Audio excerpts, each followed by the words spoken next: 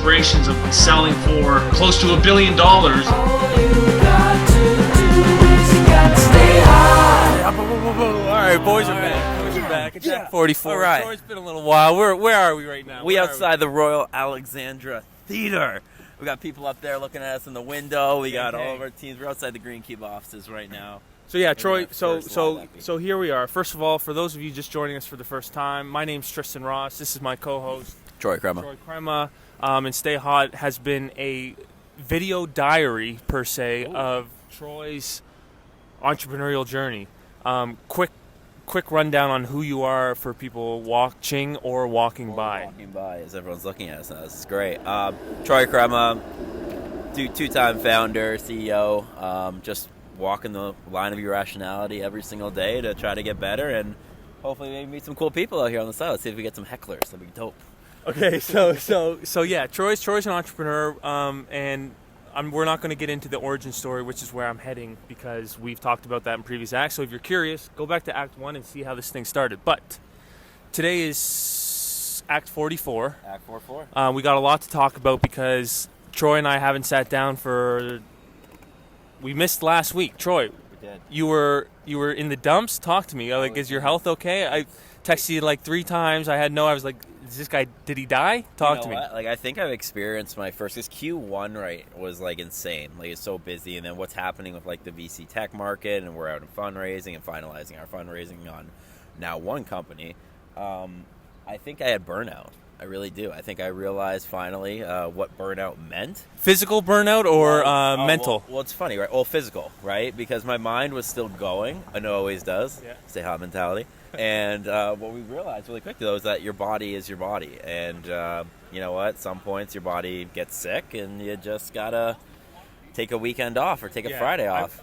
I want to shout out my boy, Dewan Martin, because also, how great is it that we have this freaking microphone? Because if they just walked by, like, that would whatever. I was actually pretty concerned. Like, we are on the Walk of Fame right now, guys, and there's a good possibility you're going to get someone that just rips and torches Tristan's phone over. So, and yes, and this is new for me. As we were in the office before this, I was like, Troy, I don't know about this.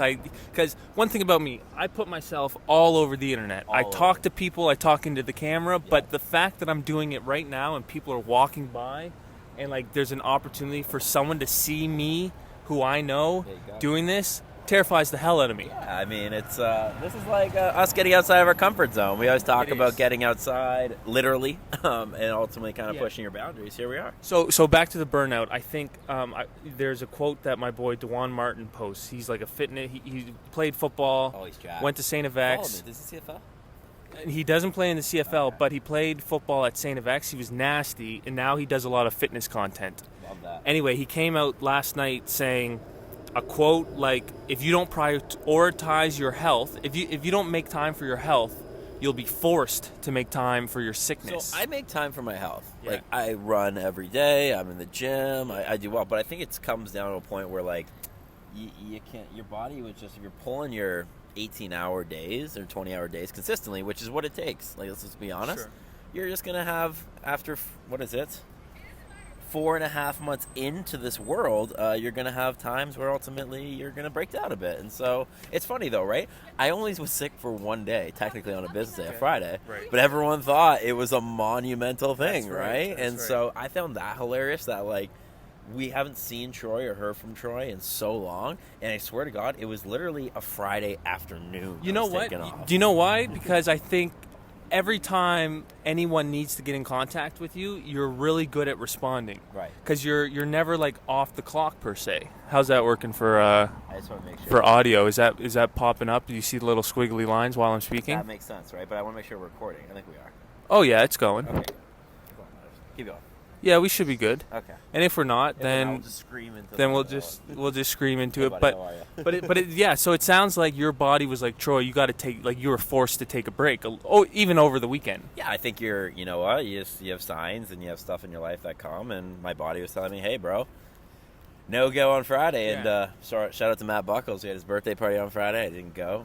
Bailed on. Wow, what a great friend. Hashtag bailed on Bucks, Bob. And but we're seeing him. We're gonna make up for it, and we're gonna go from there. But yeah, you just got to take care of yourself and listen. Your body sometimes tells you that, because listen, when you got that mentality of waking up better every day, you go. And you're definitely back to normal. Like, there's no question. Like, your energy's back. You're smiling. You're in the office taking calls before 9 a.m. Like, we love to see it. We out here on the dock.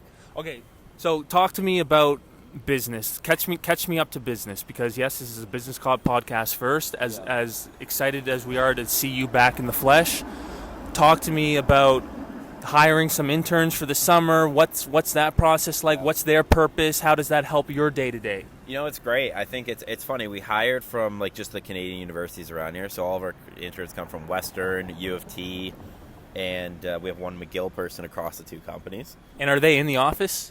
So it's funny. Greencube, they're working remote. In Grata, they're working remote full time because we don't have an office for Grata yet. Right. But again, it's more site visits and stuff. But they're coming out, they're getting in the field, which is really cool. But they're in the office here like 3 days a week. So Tuesday, Wednesday, Thursday. Tuesday, I made it my being because last week I was really busy until Friday. Like literally calls like 8, 10, 9 to 5. I couldn't really talk to them, which is kind of crazy. So Tuesday, I took them out to Earl's on King Street. Shout out to Earl's. Great. And we had a nice lunch. I showed, kind of just explained them the ropes, and I just try to humanize and have one-on-one conversations with them, which I think is you got to do when you ultimately have your interns in there. Is like, listen, we're all kids essentially at the end of the day. I'm a big kid. I'm a big kid now, and ultimately at the end of the day here, buddy, we just gotta talk to them and get to know what they want and what they want to get out of the summer, and just humanize it as a person and go from there. Yeah, what is the purpose of an intern, and what are both parties getting out of this experience? So I think it's funny, right? Like I think an intern, it's funny, right? Like you have expectations they're an intern, right? But you can lose as an intern, you can lose the intern title really fast if you're really good at what you do. And so I told them, like they were saying, I want to take on more responsibility. I want to do this. I want to do that. Well, you control that.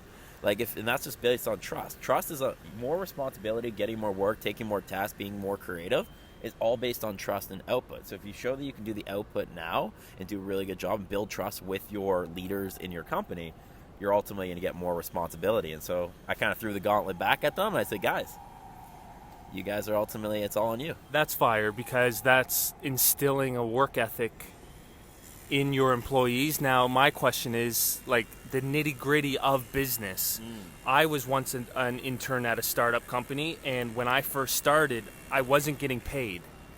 Now, I've had multiple people tell me, well, in Canada law, you're not allowed to work for free, or something. How can you just share, like, for my own personal knowledge of, like, how that works? Like, because in my mind, interns are brought on to, like, take off a lot of work and help the company grow. Yeah, I think they do a lot of admin stuff to start, like a lot of like in between stuff. Like we always talk about selling in between calls, right? Yeah. So for sales, I can't speak to maybe a tech intern or to an ops intern, but to a sales intern, they're jumping on demo calls, they're booking a follow-up call, they're sending a follow-up email, they're sending through all the materials, they're making sure that prospect has everything they need or that client has everything before they go and sign that contract. What they're doing at that point, it might sound like admin and kind of bullshit work, but they're actually learning the full sales process, right? And then eventually here, like, we have our couple sales interns here, which are super cool, and they're like, I want to start taking demos. It's only like, what is it? It's week 2. Wow. And they're like, I want to start taking them. I'm like, you've really only been on 3. They're like, they're hungry. But they're like, I see the way you do it. I see how the person pivots, how you take them from relationship to value prop to problem identifying to value prop to close and essentially getting terms and filling out the contract on the call, right? Love that. And they were like, I want that. Because, like, I think, like, this young generation, I think the Gen Zers have embraced sales. And they've embraced because it's monetary. They've recognized the power of being a good salesperson.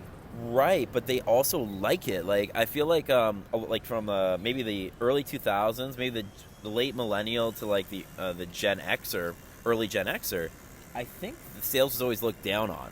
Because the 90s cold calling, the Rhonda, boiler room, like F you over basically. You know what? People. I saw a clip, and I apologize for like coming in. This is what we do. But I've seen a clip of someone like shitting on the sales department because their argument is that salespeople aren't as needed in today's day and age as they were back when there was no internet or social media. I saw that too. It's funny, right? Like, I think as technology has increased and products have gone better, people have the optionality and opportunity to buy, right on the site. Correct. You can sign up for Netflix, right? Correct. You can sign up and go to Apple Music. They're like more smaller ticket B2C products, but even for bigger ticket, like I sign up for my Zoom account to do video calling. Sure. I don't need a sales rep for that. We talked about Right. this, about the stat of... Well, Breezy talked about it, right? That's Right. just called product-led growth. So you have your, and then all the past great B2B, probably software companies, are all built on a trial to starter package, to medium package, to enterprise package, right? Yeah.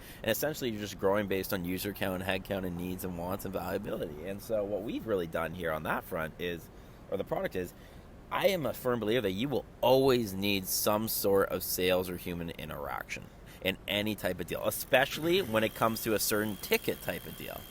Okay, on the $1,000 I'm paying a year, on $100, like whatever, a $89 monthly MRR that you're paying, or monthly charge that you're paying for that Zoom Plus account. Yeah, I don't need a sales rep for that because I know I need it. But the 5,000 plus ACV type of contract or software that I need an onboarding, I need to go in.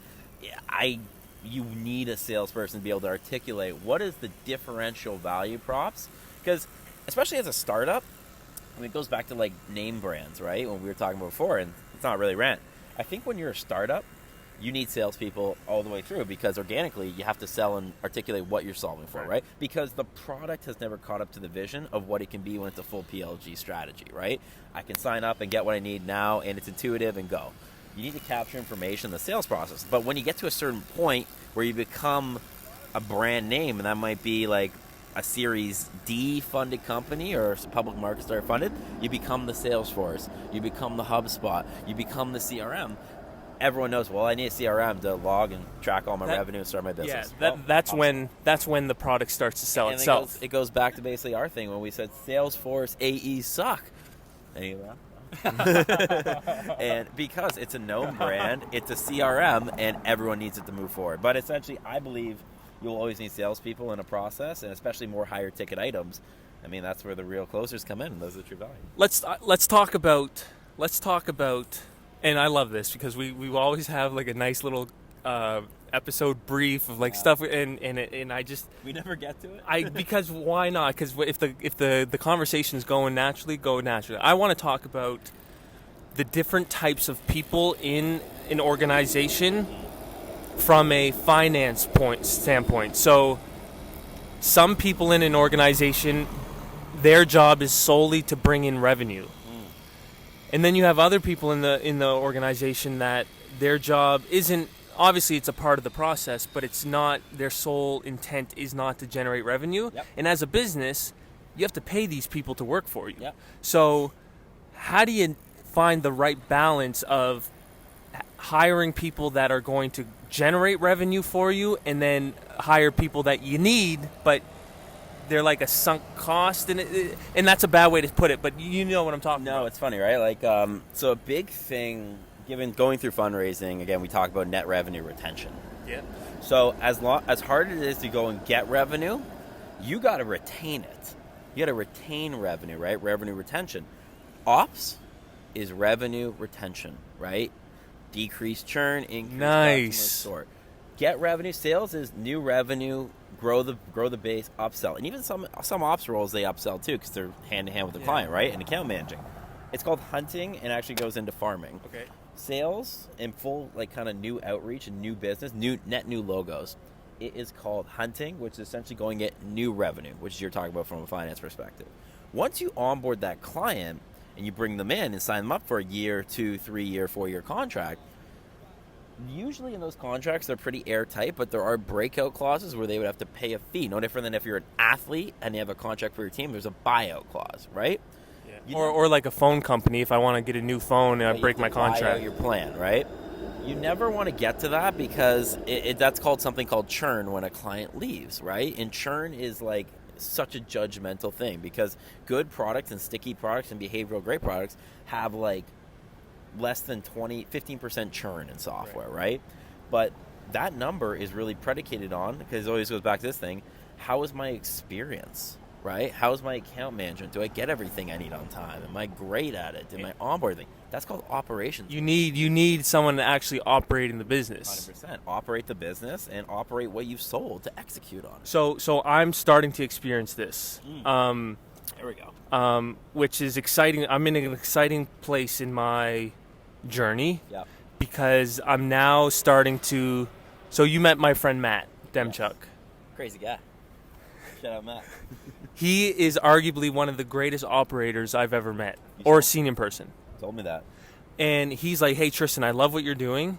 How can I take some stuff off your plate?" And I said, "Well, Matt, I'm not really in the position where I can just hire bring it people on. because I don't have whatever." But he says, "No, that's all right. We can figure something out." In my mind, it's going to be like some sort of commission structure. But I was like, "Matt, I'll pay you if you go and find me a brand deal that I can walk around Toronto in my selfie camera and say like, hey, I love Starbucks coffee, whatever, and I'll What give did you a he say? percentage." What did he say? He said, "Yep, love it." Da da da da da. But now I'm like, I'm at the point where I'm like have an idea and I text Matt and he'll organize it for me. It's funny, right? You're at a point in your business where everyone is a salesperson. I love this direction, but let's dive into what you mean. So we have it here. It's this term that I use with Greencube. It's like everyone's always be selling, ABS. Everyone in the company is ABSing, baby. We're always be selling because you need to go generate pipeline because we always talk about it, right? So when you're starting your business, you got pipeline times win rate equals top line revenue, right? Your opportunities times how good are you at closing equals your revenue, right? But when you're a startup, you are so finite on your pipeline. Your pipeline, like, it's not even like a funnel. It's like a skinny line, right? But when you don't have the lack of sales teams, marketing dollars, all these resources to go generate more pipeline, right? What do you need to do? You got to rely on your people. And so what you do is your ops people, like a Matt, in your case, he should be going out and doing it because there's not enough operation stuff for him to do. He's only managing maybe 4 clients. I'm 2 of them. yeah, for real. Hey, shout out Troy, man. No, but for real. So 3, actually. sure. So it is fun, and he's not dealing with. I don't want him to like get involved with kind of that stuff yet. Well, the funny thing, though, about operations people is he needs to get out there and start talking to prospects to learn what they want and learn what they know to increase your value prop. Learn the product. Some ops people turn out to... Oh, you almost got bodied. Some ops people turn out to be the best salespeople. Like Joseph, for example. He's kind of turning into more of a salesperson because he knows the product inside and out. He deals with operations. He hears the client feedback. He knows exactly what the sticking points and how to address them. Sales is hard that way. That's why you see a lot of migration from ops to sale. But in Matt's case, buddy, he's got to always be selling, bro. Like with you. Matt, start selling, baby. Start walking the streets, bro. Yeah, start walking. Okay. And listen to actually start watching All right. 45 minutes. All right. No. No. We're Okay. not going there. Cue to call. C to C. Talk to me about this. So this is funny, right? When you come out on the dock and it's a beautiful day like this, and it's like our new thing. So me and Alex the intern, who's back this year, shout out Alex the intern, Alex Feldman, class of 2024, Western. Woo. Damn, that guy's still in school? Yeah, he's a fucking going into second year. Hell, What year was he born? 2006? Yeah, I know, right? Yeah, how nuts is that? Anyways, not Alex the intern. We always come out here and we always like start talking about stuff, right? And so something that I've realized, kind of just going off of our list here, I call it C to C. We call it the Q to call. So what I was feeling, and because on Monday I came back off of the weekend, I had a little bit of a spell. I was detached, right? From the business, Detached is a great word. Detached. And I hate being detached. Every time I drink and I get hungover, that next day I am detached from everything. I was not hungover, by the way. But my point in case to this is when you're detached and you're not in tune, that creates anxiety. It creates anxiety. It creates uncomfort. I don't know what happened. I'm a little detached. It's one of my worst feelings. I hate the feeling in the world. So the way to solve that, Tristan, is something called the cue to call. So now when I have if there's a relationship in business I haven't touched for a while, if there's a prospect hanging out there that they are sitting on an order form or a contract, if there's someone who I'm waiting for a decision, or if someone internally I need an answer from them, but I think they're going to get it done, but I don't know if they're going to get it done, that's just your cue to call. That's any type of detachment, anxiety, negativity that pops into your brain about, I say an individual person because it's a cue to call. You call them. You pick up the phone and you just call them. And what it does is it reattaches you. It allows you to come back into the realm of your being, and you feel so comfortable where things are at. And you're going. And I would argue that by doing that, you kind of realize that oh, I don't know why I was so anxious about this in the first place, Yeah. because you're finally facing, because anxiety stems from, for me anyway, I don't want to speak for anyone else, but when I get anxious, it's because I'm overthinking of something that I'm just not even sure of. Like, Right. like if Troy texts me with like a LOL with no emoji or any context, I'm like, uh-oh, Troy's mad at me. Oh, what did I da-da-da-da-da, and I start overthinking, thinking, and then guess what? I call you, and it's just like, oh, he's not mad at all. Why was I? It's self-inflicting. Like, why do you think I call you every night on FaceTime? That's right. You're a good-looking guy, and I like to see your face, but it's also like Tristan there looking around. But it's also the fact that I just want to touch base and cue to call and like say, okay, this is what we're doing tomorrow. Here's my ideas. Let's go. Here's what we're thinking here, and it keeps everything fresh. It keeps you reattached. It keeps you in the moment. It keeps you moving things forward. It's great. You know what the beautiful thing about that is too? It doesn't just apply to business. Like Nothing does, bro. like Everything's a relationship. everything's a relationship, and that's something that you blew my mind the other day when we were sitting in the boardroom after Active 43. When do I not blow your mind, bro? Come on. And like if you're having like a fallout with a friend, or if your dad's not talking to you, or if you're in a fight with Stop talking. your school teacher, like that should also be the cue to call to like talk to them. If you're I was told Alex this. He's like, my professor this. He's gonna grade me. I'm gonna get bad mark on this. Well, just go to his fucking office hours. Which no student takes advantage No. of. I was like, I would have never done that. I don't have time for that shit. Back Of course. in the day, right? But like, that's just maturity. That's why I think now I'll do so much better when I do go back, because I know what I have to do. You've said that to me many times. Like, you do have the urge to go back to school, and you're excited because you're like, wow, I'm at such a different level in my knowledge base that I'll kill it. Talk Harvard, Stanford, Yale. You know where I'm coming at for you. Come on, so get us in there. MBA program, 2028 or something like that. Yeah, why do you want to go back to school? I think it's just it's like something like so I'm all about like, how can you? It's not about, do I need to go back to school after these two? Probably not. Well, that's what I'm saying. Like, why? I Like, keep going. yeah. But like, there's just like, I don't know. I've always felt like getting an MBA from a top tier school. Well, it actually goes into our next point, why you do these, and it comes back into this. But essentially, why I know. I want to go is because I just want to better myself. I think having an MBA would be cool. I learn different things. Do you though? No, I actually do. I used to think, well, it's bullshit. But now I go, you know what? There's stuff. I've now kind of grown and maybe matured. This now is to good, the point Krems. This is good. where, you know what? There's information. The world is just a pool of information, right?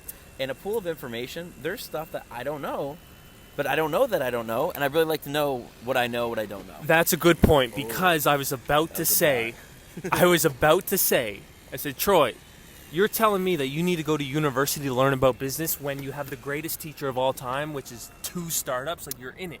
Right. But, as you just said, maybe there's something out there that my businesses aren't teaching and I just don't know it. Well, I think it's all about relatability, right, and experience. So I have interpreted and learned a lot of experience, but it might be like hung up in my like occipital lobe, for example, and I just haven't accessed it. Like the movie Limitless, where you only access 20% of your brain. It's a great movie. It fires me up every You time. have all this information in the back of your head. What I think school does really well is it unlocks pieces of information, because you can relate real-world experiences to those concepts. And so I'm really interested in learning what the concepts are in the textbook and going in the back of my head saying, oh, yeah, I went through that on day 187 in the morning of Greencube, and, oh, fuck, I experienced that customer retention metric when I was with Grata on that day, right? So, Right. but then I think there's a clear strategic reason you called out Harvard, Tufts, Columbia, Columbia, Yeah. like for a reason, because those are such prestigious schools that if you get in there and you can tell people, yep, right? I'm talking for other people that if you can get in Troy's going to be in it, but when you can get into those schools, you can now tell people that, yep, I graduated with an MBA from Harvard. You're now automatically put into some sort of stratosphere that people are judging on. Yeah, so 2 things quickly. It's called credibility. I think credibility is big, especially amongst a surface-level society like we always talked about. They might now if anyone does any remote background research on who's this crazy guy in the reels that we do on Instagram, they'll go, oh, okay, he's actually a little bit different. He went to a really good school. He has 2 companies. They look like they're actually legit. Yeah, you have credibility. Credibility. It's all about it. But that's why you're not saying, okay, I'm going to go to Western MBA because let's but not put Western down. Come on. but okay, sorry. Let's do Seneca College, and I'm not doing this to put anybody down. Yeah. But why couldn't I make the argument? Well, Troy, they'll teach you just as what Harvard would. Well, two things: experience. I think it's all about experiencing things in life and going to a great school away and in a different city in like the U.S. I think you can't get like programs in the U.S. school programs are just better than Canada. Like, I'm gonna be very honest with you. I would agree. Like, just from not from an academic perspective. No. I always say like what I learned in the textbook there is the same as probably what you guys learned in the textbook here. Nothing changes, but the experience, how people morality, how people get behind their school, the network you meet. It's the alumni network. That's it. So this all goes back. Another thing why you go to MBAs is the people you meet, everyone around, relationships. Relationships change lives. And so it's funny when we come out on the dock here, which we're out here on a beautiful day. We'll be out here almost every day we'll be out. Keep up the stay hot shit. Yo. I'm watching the next episode. Yo, thanks, buddy. Enjoy that booster juice, Ben. Hey, look at that. How awesome is that? Hey, Wow. you're getting recognized Stay now hot, on the man. street, That's huh? right, all right. And stay hot, everybody. It's incredible. But it's funny, right? Like the that was funny. That was great. The MBA part of it as well is one, the experience, two, the education. Let's go. One, the education, two, the experience, and three is this thing called networking. And so again, relationships change lives, and that's why we're putting on the event, which we'll go into in 2 seconds here at the end. But we've sitting on the dock here with Alex, the intern. He goes. We start talking about like your network and knowing people and all this thing. No, people always go, there's such a negative connotation about knowing people. Why? I would say that negative connotation comes from people only wanting to. They're seeking validation from certain people because it might position them in a better way, But it's funny, which right? I Like- disagree Like, with. I think the word like, well, he just knows someone or she just knows someone. Dude, that's how you. That's the how game. That's how you move your life forward. Correct. You got to be credible. You got to be smart, but you have to trust yourself. Well, it's not. I didn't just get the job because I'm a nail gun, or I'm just really really smart. But I also got the job because I networked. I have resourceful, and I made it happen. Like. Yeah, why do you think I'm posting constantly on social media? Right. It's because people are talking either shit or like whatever. At least people are talking about Tristan. They recognize me. 100%, bro. That's what it's all about, essentially, at the end of the day. But this concept that we were talking about with Alex the intern here, which is really cool, is network is like farming. Network is like farming. If you are the farm, right, and you are the farm, you can grow yourself, grow your credibility, grow your experience, grow your knowledge, and your farming land becomes more rich. Your soil becomes rich because you've organically grown your land. But it's just land that's sitting there if you have no seeds to plant. So your network essentially is your seeds. And you're just planting seeds while also on this enriched soil, which is ultimately yourself, that ultimately turns out to be network is farming. And so when someone says to you, well, why would I go make a relationship with that person now? You planted a seed. Are you going to harvest every single crop? Are you going to harvest every crop at once? No. There's going to be some crops that get more sunshine than others. There's going to be some crops that get more water resources or rainfall than others. There might be down streams and water runoffs and all these kind of parameters.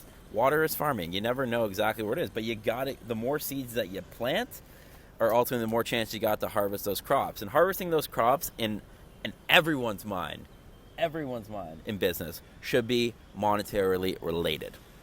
Yeah, because at the end of the day, you're running a business. You're running a business or you're getting a job with a salary, with a bonus, with everything. You have to make a lifestyle. So this is Marvin. So your network is like farming. So how do you avoid becoming that superficial person that just wants to become your friend because of the monetary value that could come with it? Yo, bro, we need that ring light. Yeah, for real. How do you avoid that? By not having everyone think that you're just trying to be their friend to make some money off of them. Just be your organic self. I'm not trying to make money off people. I'm trying to solve problems and create value for them.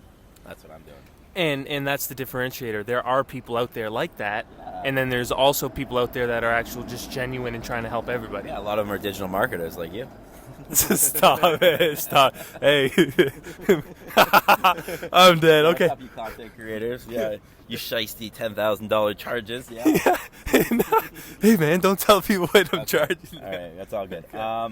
Okay, yeah. So like, lastly here, the doc. So why are we out here? Why are we doing this in real person? So I think like finding balance in your day, right? We always talk about imbalance and balance. My balance in the day is ultimately coming out to this place called the dock, because you sit on these chairs. You got a sick dog park. Look at all these beautiful doggies running around over here. You got great people walking up and down. But you got the tower in the background. You're outside. It's almost like your own oasis in the city of chaos in Toronto. And I would agree with that. When I came here on Tuesday, I was walking around this park and stuff, and I was like, damn, like people are walking to work. It was on lunch break too, so everyone was sitting out here with their team. 100%. And I was just like, holy shit. There's so many different ideas going on and people trying to make stuff happen that I'm like, the energy is palpable. So it's funny, actually. Like, the doc, it was actually just me and Alex coming out here and talking through. It could not even be business related. Just talking through life, what's going on, how's life. We'd be out here for like a half an hour, 45 minutes, an hour, usually at the end of the day, 4 or 5 o'clock. And then it's funny, I had someone reach out to me saying like, that's so cool, I love that you guys go out there. And I go, and they are, it's funny, we're actually potentially going to do a deal with that person. I go, do you want to have a meeting on the dock? And so now I think this is actually could turn into like a cool meeting spot where you go and get coffee, maybe have like a little networking event on the dock. Like, there's a great park right there. Like, I think it's actually going to turn into something kind of cool, and it's our own thing. We call it the dock. It's funny, I was on a board call the other day and with Cheryl, and Cheryl goes, I go, yo, Cheryl, you want to come hang out on the dock? She's like, what are you talking about? I'm like, you know those lawn chairs on King Street right outside Royal Alexander? It's like, yeah, I walk when I walk by there and go to home, I get them, right? And I go, yeah, we've been chilling out there. She's like, she smiled and went like, she goes, I actually love that. It's actually so cool. It is neat because it could turn into a little spot that it's like a little networking oasis. And I think that what you said there, it's important. It doesn't have to be networking either. It's just my kind of spot, the dock. But the importance of having an oasis or like it just helps that you're in these sick cottage a relaxing space with the sun. There's no buildings. Who needs a lake? You got the dock right here on King Street. All right, let's wrap this up. Give people an update on our network. Guys, we're doing Stay Hot Toronto, July 14th now. I apologize for the push. Twofold, I'm just really underwater with a lot of stuff. And secondfold, we want more time to do this right. That's something I realize is you always learn kind of like expectations. I'm not rushing this thing. I want to go out, find the right businesses, get the right sponsors, have the right people involved, have the best experience for you guys. And that's why we're doing it July 14th. Please come out, 8 to 10 p.m. Love Child. It's going to be a great, basically, event for you to change your life, meet great people, find experience. Then, hey, let's have some fun while we do that, okay? And start planting some seeds. Everyone, that was Act 44, live from the dock. Troy, let's have a day. Let's have a day. Act 44. Yeah, let's go. Yeah.